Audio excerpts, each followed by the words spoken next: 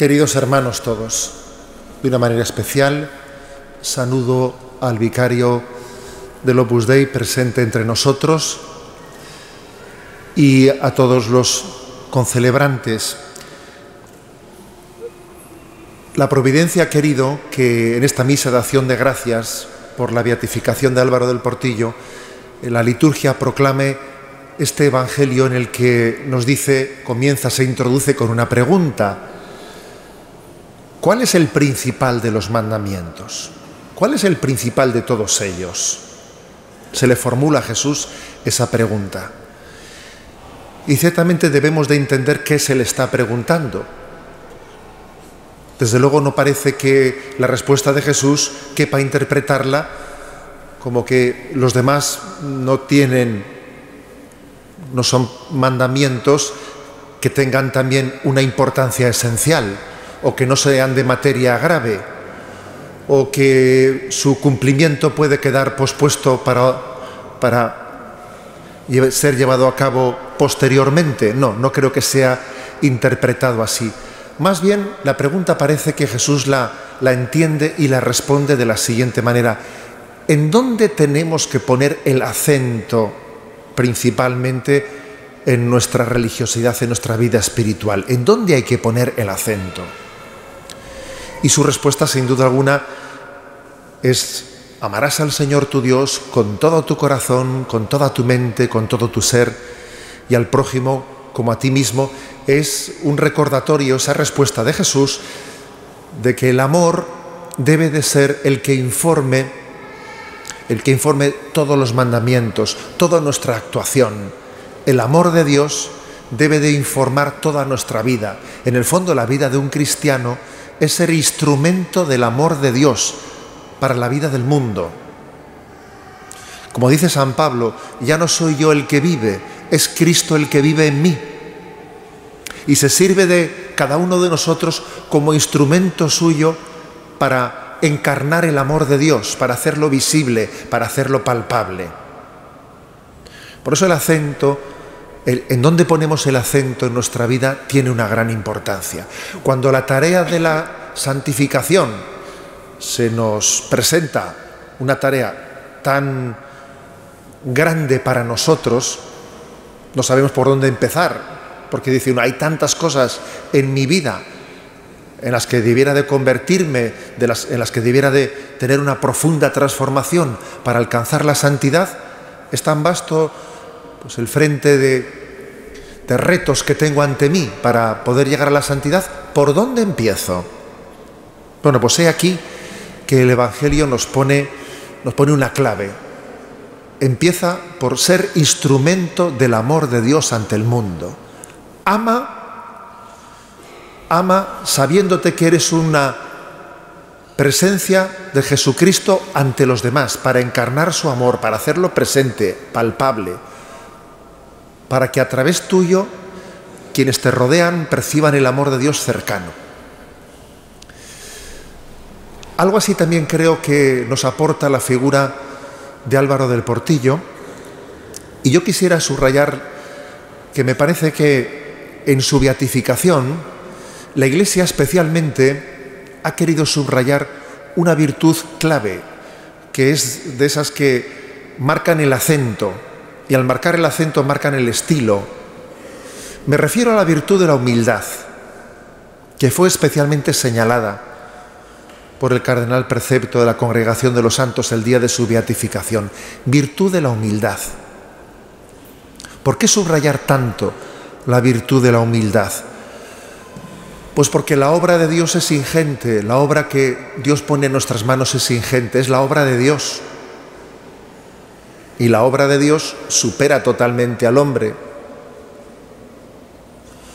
El don de la santidad, decirle a un pecador que está llamado a la santidad, pues es una desproporción tremenda, ¿no? Decirle a alguien que es impotente que haga la obra de Dios y decirle a un pecador que sea santo tiene algo de contradicción, o de aparente contradicción por lo menos, ¿no? Es como un reto, es una provocación.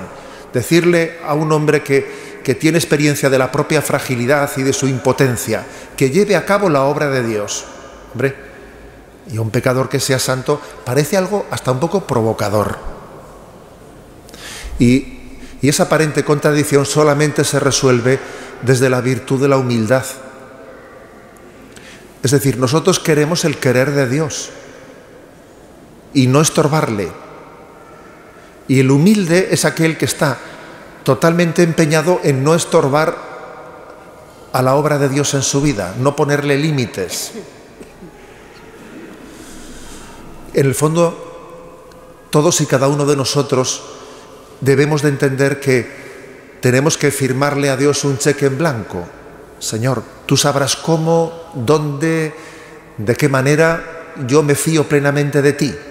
Y estoy dispuesto a poner en marcha, desarrollar todo aquello que sea tu sugerencia, todo aquello que yo descubra, vaya descubriendo en mi conciencia como tu voluntad.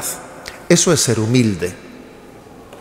A veces nosotros hemos confundido la virtud de la humildad con el apocamiento, con el de tener una especie de inseguridad en nosotros mismos. A veces hemos deformado la virtud de la humildad. Humilde no es el inseguro, no es el indeciso, no, ese no es el humilde. Humilde es el que se sabe instrumento de Dios y sabe que Dios lo puede todo, con lo cual no está cerrado a nada. Y no se empeña tampoco él por sí mismo en nada. No quiere nada por sí mismo, no quiere nada que Dios no quiera y quiere todo lo que Dios quiera. Ese es el humilde. El que parte de la conciencia de su pequeñez y sabe que Dios lo puede todo. Por eso creo que la virtud de la humildad está totalmente ligada a la fidelidad. Creo que humildad y fidelidad son las dos virtudes que más se subrayaron, especialmente en la homilía de la beatificación. El humilde obviamente es fiel, porque si él se sabe tan pequeño, pues lo que quiere es querer lo que Dios quiera y seguirlo en fidelidad, en su literalidad. La humildad se resuelve en la fidelidad, obviamente.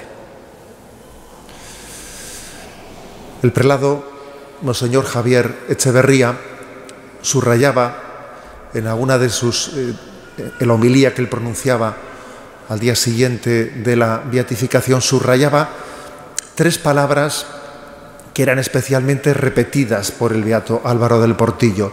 3 palabras que casi las había convertido en un lema de vida, que son, yo creo que, muy indicadoras de la confianza o de el tenor de vida de quien las pronuncia, de quien las convierte en su lema. 3 palabras: gracias, perdón y ayúdame más.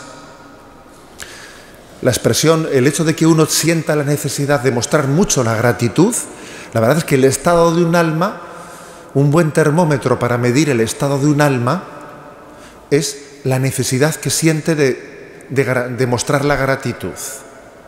Cuando alguien siente una profunda necesidad de ser agradecido, es que se ha percatado, tiene la sensibilidad suficiente para percatarse de que el amor de Dios siempre nos precede, de que la vida es un regalo, de que la Iglesia es un milagro, mi vida es un milagro, mi familia es un milagro. La gratuidad del don de Dios, lo lógico es que suscite en nosotros gratitud. De la gratuidad viene la gratitud. Si no hay gratitud, es que no hay conciencia de gratuidad. Es un signo de una enfermedad espiritual muy grave el no tener profundidad de expresar la gratuidad, porque entonces no nos hemos dado cuenta de que el amor de Dios nos precede, no nos hemos dado cuenta del primer mandamiento de la ley de Dios, del que dice hoy Jesús en el Evangelio que tenemos que priorizar. Alguien dijo que el primer mandamiento, amarás a Dios sobre todas las cosas, perfectamente podríamos formularlo: déjate amar por Dios sobre todas las cosas. En el fondo, amar a Dios es dejarse amar por Él. Por eso, gratitud. En segundo lugar, dice perdón. El tener también la palabra perdón en nuestros labios, el tener conciencia, esa que tuvo Pedro, ¿no?, cuando Jesús allí realiza esa pesca milagrosa delante de Pedro en aquella barca, ¿qué palabra le salió a Pedro al ver la pesca milagrosa? A Pedro le salió decirle a Jesús: Señor, apártate de mí que soy un pecador. Como diciendo, pero ¿cómo es posible que me hayas elegido a mí para llevar adelante esta pesca milagrosa si soy un pecador? Es la conciencia de la desproporción, de cómo Dios lleva adelante su obra a través y pone tesoros en vasijas de barro. Y entonces todavía uno se anonada más y tiene más conciencia de que el milagro del amor de Dios todavía es más milagro. Si algo nos ha repetido el Papa Francisco es eso de que Dios no se cansa de perdonar, pero nosotros a veces nos cansamos de pedirle perdón.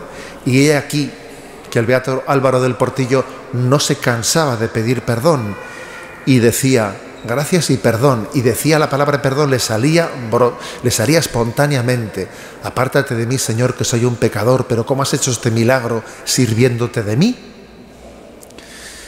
Y cuando alguien tiene esta conciencia viva, ¿sabéis en qué suele traducirse? En convertirse en un servidor, en un apóstol del sacramento de la confesión de los pecados, del sacramento de la penitencia. Apóstoles del sacramento de la penitencia, cada uno según su estado de vida. El beato Álvaro del Portillo, pues como ministro que dedicó horas, tiempo al sacramento de la confesión, y cada uno de nosotros siendo introductores, embajadores para aproximar a hermanos nuestros al sacramento del perdón. Alguien que tiene conciencia de la necesidad del perdón se convierte en un embajador del sacramento del perdón de los pecados. Y por último, ¿no? Pues en esa trilogía del beato Álvaro del Portillo, la primera palabra era gracias, la segunda era la de perdón y la tercera era ayúdame más, que es una expresión verdaderamente atrevida. Es una expresión atrevida que parte de alguien que tiene una esperanza increíble, de alguien que sabe que Dios está haciendo milagros y puede hacer todavía milagros mayores, alguien que se ha ofrecido a Dios como instrumento humilde, pero que la humildad es audacia para cometer tantas obras. Es que hay que hacer un pequeño elenco de tantas obras que se iniciaron pues bajo esa responsabilidad última dentro de la obra del beato Álvaro del Portillo. ¿Cuántas obras se realizaron? Atrevidísimas pues por el reto económico que suponen, atrevidísimas por la inversión de fuerzas y de esfuerzos, ¿no? Cualquiera diría, es un poco demasiado arriesgado meterse en tantos líos. ¿No puede ocurrir eso de que quien mucho abarca poco aprieta? ¿No sería mejor bajar un poco el pistón y no meterse? Bueno, pero esa no es la lógica de quien se sabe instrumento de Dios. La lógica del que se sabe instrumento de Dios es ayúdame más.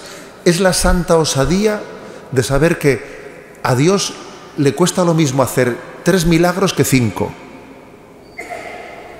A Dios le cuesta lo mismo 3 milagros que 5. Y el humilde se ofrece a Dios para 3 o para 5. Ayúdame más. Es la osadía de la esperanza, ¿sabéis? La osadía de la esperanza. Esa trilogía, subrayada por el prelado Monseñor Javier Echeverría, esa trilogía de perdón, gracias y ayúdame más, pienso que tenemos que enamorarnos de ella. Tenemos que examinar nuestra vida espiritual a la luz de esa trilogía. Tenemos que entender que hay muchas razones para la gratitud, inmensamente agradecidos, infinitamente agradecidos, totalmente humildes, conscientes de que somos pecadores y todavía el milagro es mayor, y audaces y atrevidos para ponernos en manos de Dios. Digámoslo con gratitud y con confianza. Gracias, Señor. Perdóname. Ayúdame más.